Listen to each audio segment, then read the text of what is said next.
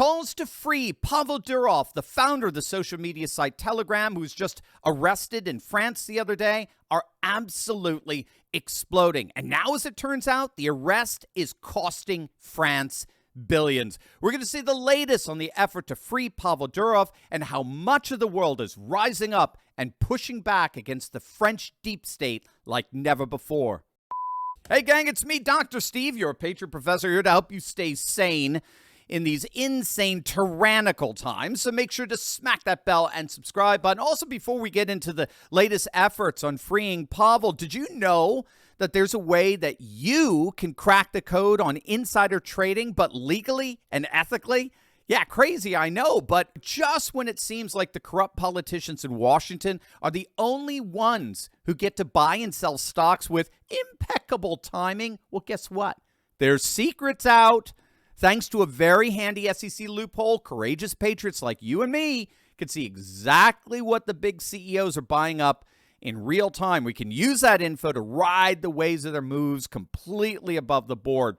Now, here's the fastest way to get this information. Join me and my good friend Ross Givens this Thursday, August 29th at 3 p.m. Eastern for an absolutely free online training. Ross is a master of the trading world. He's seen returns at 200%, even as high as 1,500%. So don't miss your chance to transform your financial future. Click on that link below to grab one of the final seats with me at Ross's free training right now. The outcry against France's utterly unlawful and unjustifiable arrest of Telegram founder Pavel Durov is reaching a fevered pitch. Everyone from Robert Kennedy Jr. to Elon Musk is excoriating French officials and calling for his immediate release. Hashtag Free Pavel and Boycott France are trending on X as well. Now, if you don't know, Pavel Durov was arrested a couple of days back at Paris's Le Bourget airport as he exited his private jet where the plane had landed for refueling. The arrest warrant appears to have been largely improvised. Reports are that there was no indication whatsoever of an arrest warrant when Pavel's private plane took off earlier that day. So French officials apparently got word that he was landing in Paris to refuel, and they basically fabricated an arrest warrant and are charging Pavel. Get this. Pavel has French citizenship. They're charging him as an accomplice for drug trafficking and child exploitation because supposedly there are some who are using his platform for that, and he refused to comply with French authorities in cracking down on that. So now he's an accomplice to that. I mean, it's utterly insane. And it's enraged nations such as the UAE. Pavel has been taking up residence in Dubai these last few years, and it's being reported that the UAE officials have canceled a deal with France to buy 80 fighter jets, which is estimated to be costing France upwards of $17 billion in revenue. So good job, Macron. This is a huge financial hit, and it's just the beginning. If the boycott on French tourism begins to take off, which it looks like it is, given how it's trending on social media. Now, in terms of what's really happening here, you should know that this isn't the first time Pavel has had a run-in with deep state actors, either in Europe or America.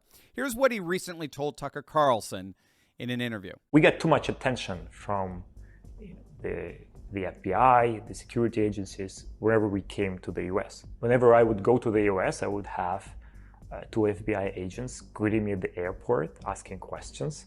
One time I was having my breakfast at like 9 a.m. and the FBI showed up at my house that I was renting.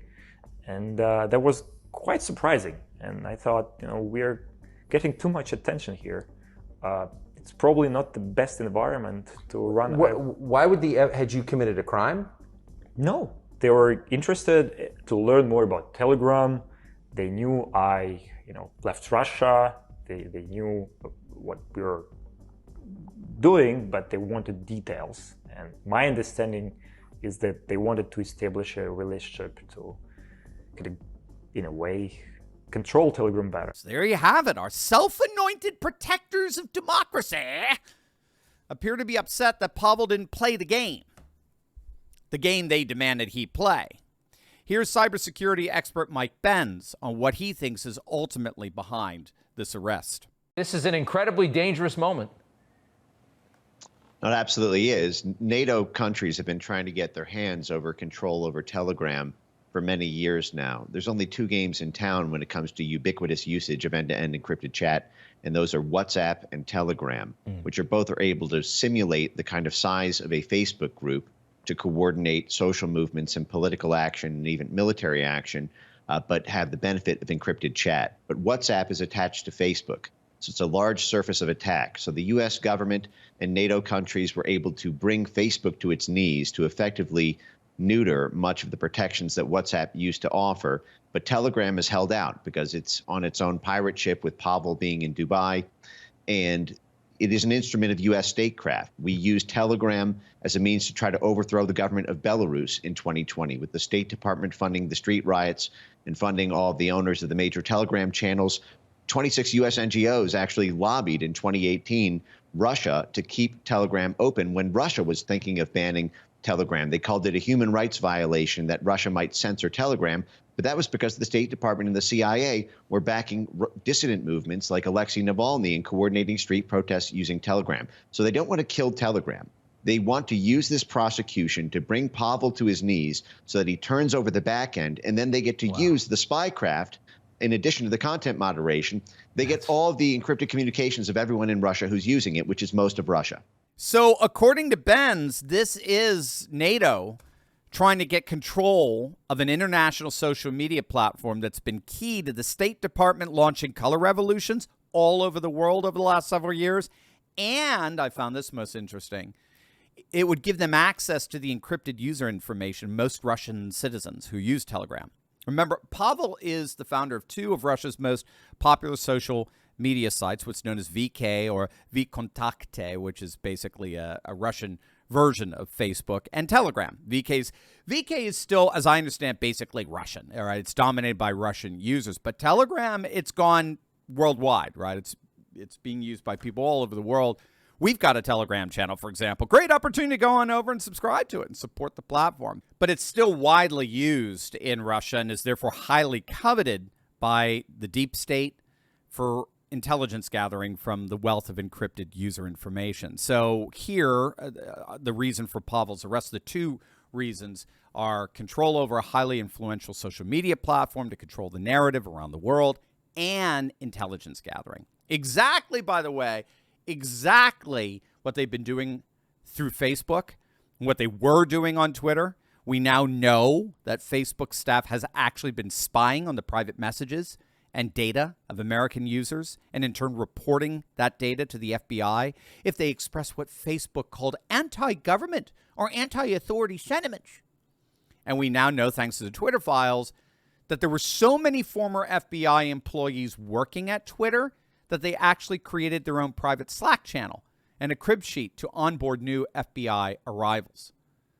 I mean, so obviously the deep state is deeply invested in both controlling and monitoring, literally spying on social media. Now, there's another dimension here that's very interesting in terms of how it's specific to France and why Macron would be the one arresting Pavel. And this comes from a very good article that was just posted by Pepe Escobar.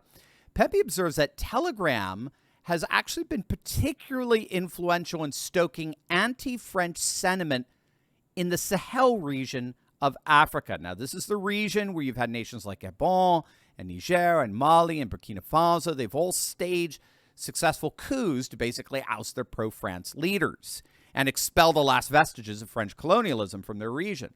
It's been nothing short of an international humiliation for Macron, and no matter what threats or blustering rhetoric he's throwing at the region, they've done nothing but laugh at I mean, in fact, it's even worse. They've gone further.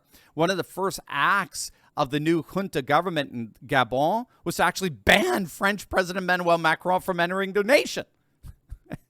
And so with this arrest of the owner of the platform that's played such an inordinate role in launching these successful anti-French coups, Macron may be trying to stop the bleeding, as it were, stop the momentum of these anti-French sentiments that are clearly winning the day in the Sahel region via this platform. Or in an even more petty move, he may be just exacting revenge on Pavel. I mean, regardless, this would explain why it's France in particular that's cracking down on Telegram. Now, Pepe notes it's obviously not just limited to the Sahel region. Bringing this back to NATO, as it were, Telegram has been inordinately influential in sharing with a mass international audience the other side of the conflict between Russia and Ukraine.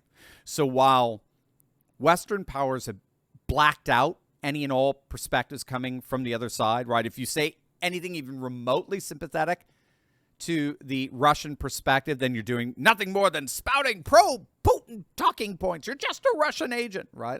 I'm not even exaggerating. I have been on the receiving end of that stigmatization. Same with University of Chicago professor John Mearsheimer, one of the premier experts in geopolitical realism. He's nothing but a Putin stooge. Professor Jeffrey Sachs. They've all been tarred and feathered as Putin propagandists. But there's still a place you can go to get the untarnished Russian perspective, and that's, of course, Telegram.